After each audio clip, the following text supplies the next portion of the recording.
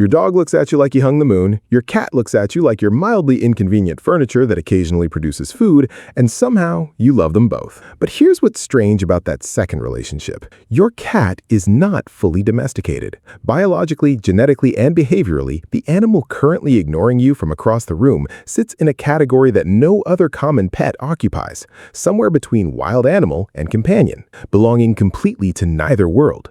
Scientists have a technical term for what domestic cats actually are. They call it an incipient domestication, a domestication that started and then, somewhere along the way, simply refused to finish. Dogs took roughly 15,000 to 40,000 years of deep coevolution with humans to become what they are today. Their genomes carry dozens of significant domestication-related mutations. Their brains were restructured by evolution to read human communication. They cannot fully survive without us anymore. Feral dog populations without human food sources collapse within generations.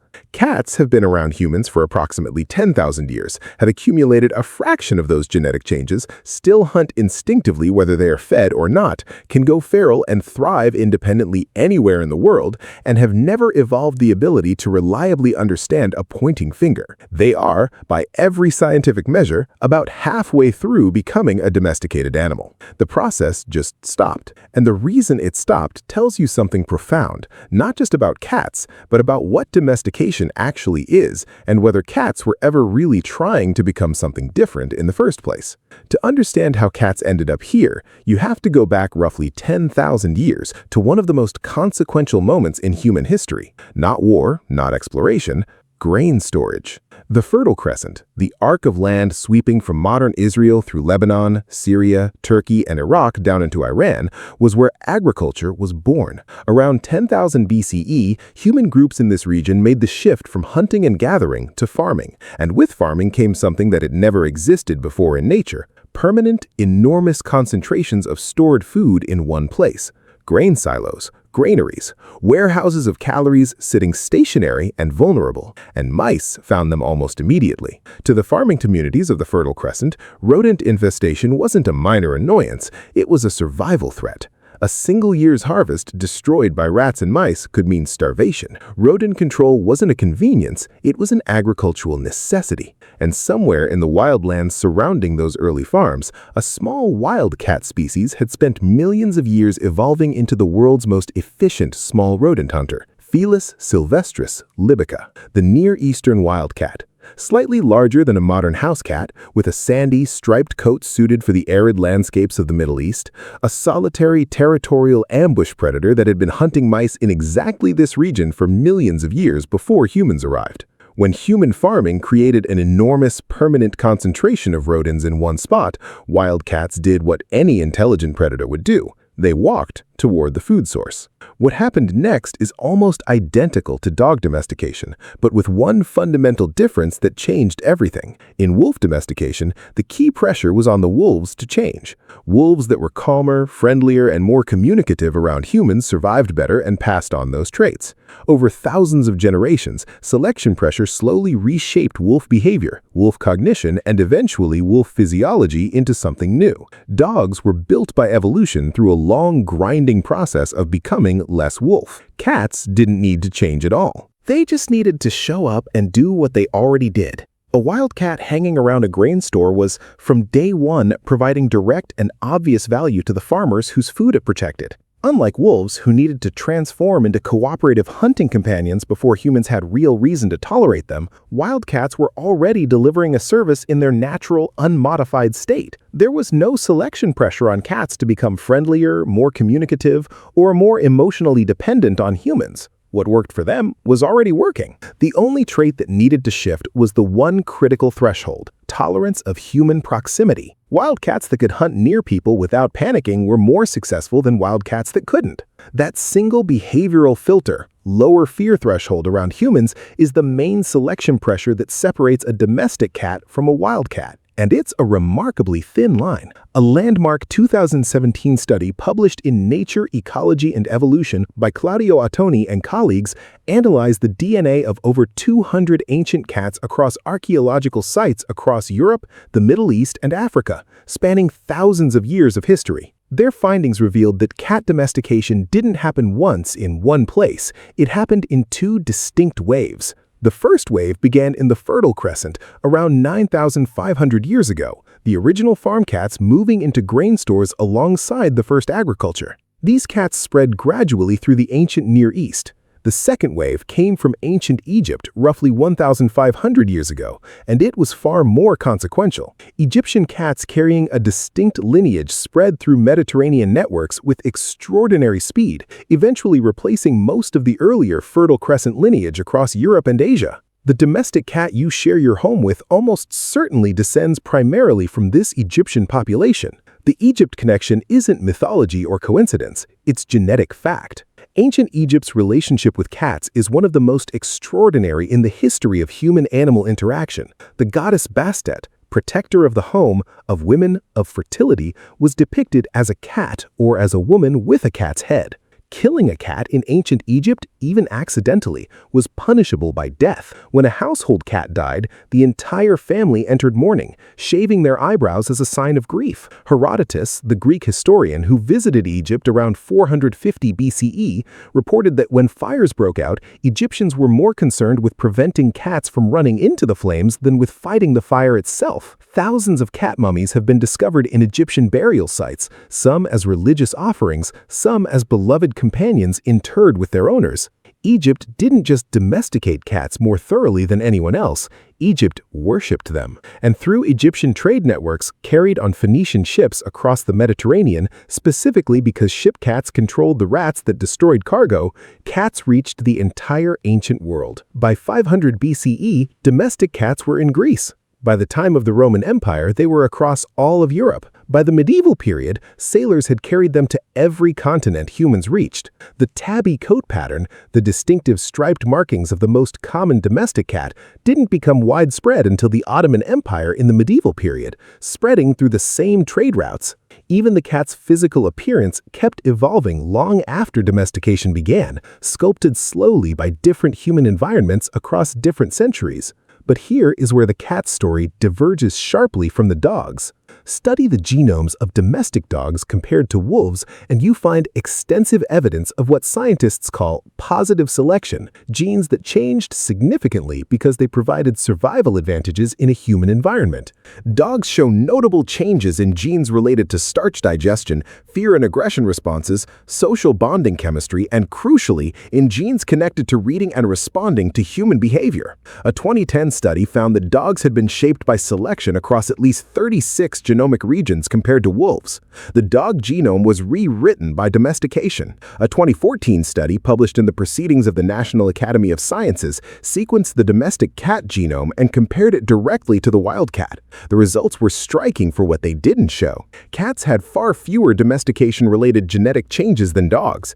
The changes that did exist were concentrated in a small number of areas: slightly reduced fear responses, slightly enhanced reward processing, the brain's system for finding certain experiences pleasurable, and marginally enhanced memory. The domestic cat genome is not dramatically different from the wild cat genome. They are, in genetic terms, almost the same animal wearing different behavioral clothing. This has consequences that you have probably noticed personally. Your dog evolved to understand your pointing gesture, to look exactly where your finger indicates, a skill that required thousands of years of social coevolution with humans, and that no other animal, not even our closest primate relatives, performs reliably without training. Cats, tested under identical conditions, largely do not follow pointing. They can learn to understand some of it with training, but it is not instinctive. The neural hardware for reading human communicative intent was never built into them by evolution because it was never necessary for their survival alongside us.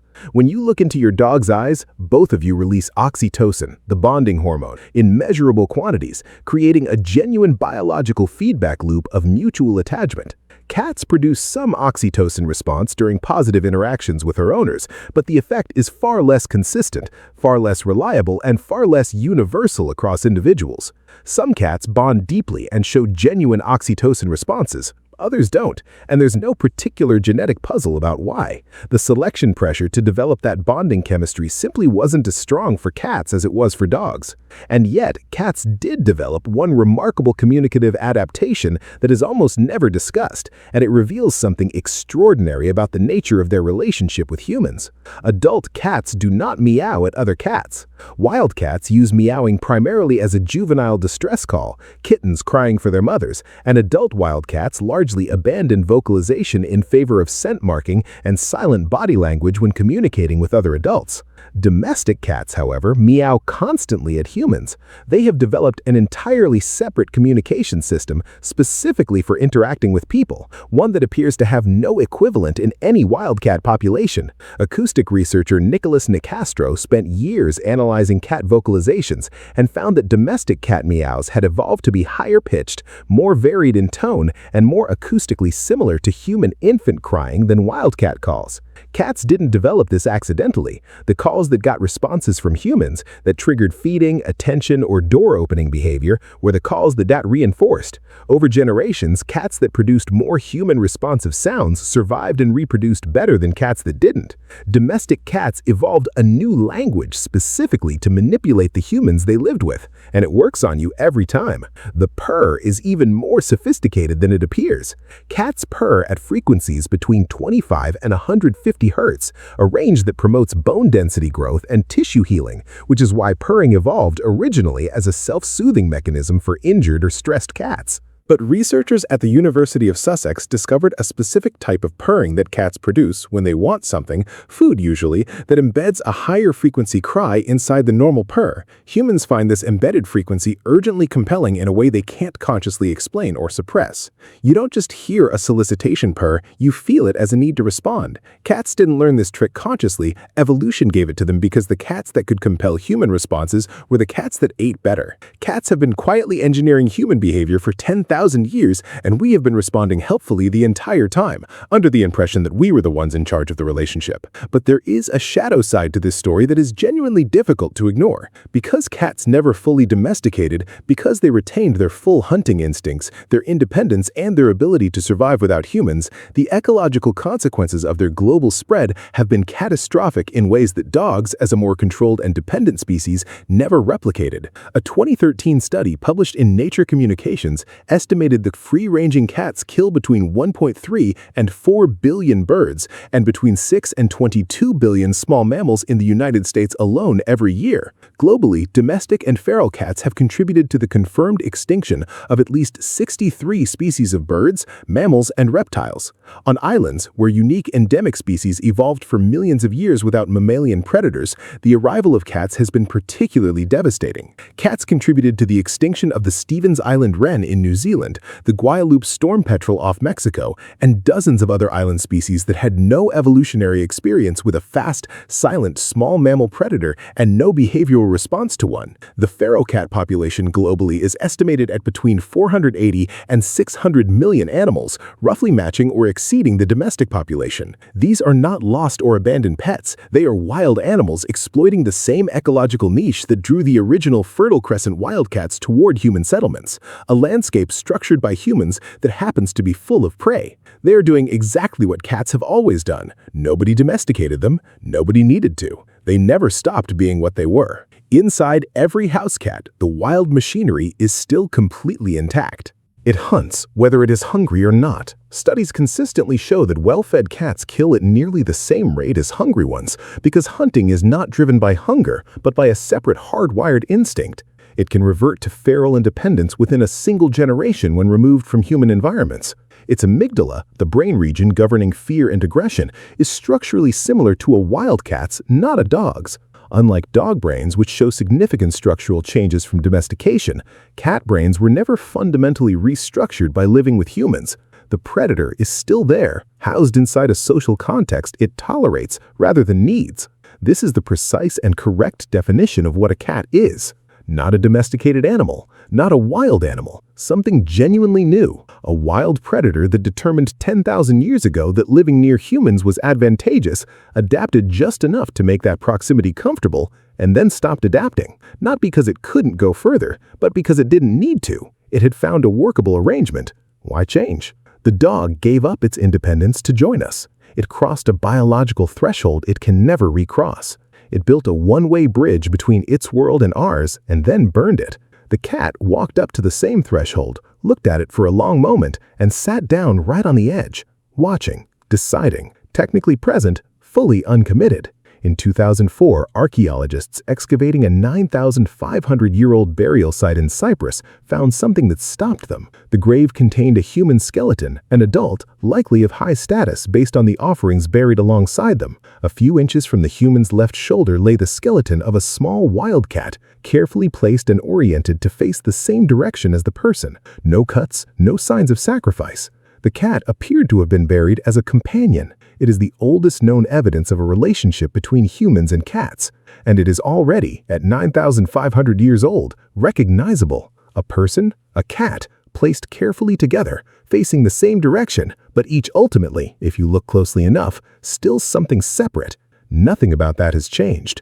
Tonight, your cat may choose to sit near you. It may purr at a frequency calibrated by thousands of years of evolution to compel your attention. It may meow in a register specifically evolved to sound like a human infant, because that's what gets results from your nervous system. It will accept your warmth and your food, and on certain unpredictable evenings, your affection. But it will look at you the way it always has. Not the way your dog does, with an adoration built over tens of thousands of years of evolutionary need, with something older and more measured than that, with the calm, amber-eyed assessment of an animal that decided long ago exactly how close it was willing to come, and not one step closer.